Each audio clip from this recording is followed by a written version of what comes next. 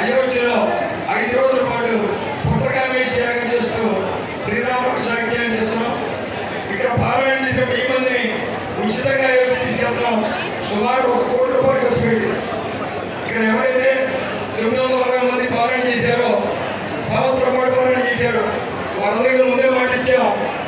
ఆ మాట ప్రకారం వారందరినీ కూడా 19వ తారీఖు నుంచి 22వ తారీఖు వరకు ట్రైన్ ద్వారా తీసుకెళ్ళి అయోధ్యలో 5 రోజులు యజ్ఞంతో పాటుగా వారందరికీ చక్కటి రోజు ఏర్పాటు చేసి అన్నప్రసాదాన్ని ఏర్పాటు చేసి తిరిగి మళ్ళీ వారిని 28వ తారీఖు ఎవరు పంపించి ఏర్పాటు చేస్తున్నాం.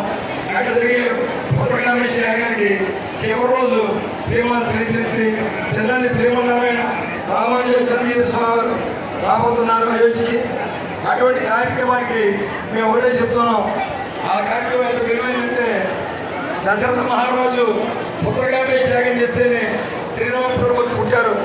అటువంటి యజ్ఞాన్ని చేయబోతున్నాం అయోధ్యలో. కాబట్టి మీరు అనుకోవచ్చు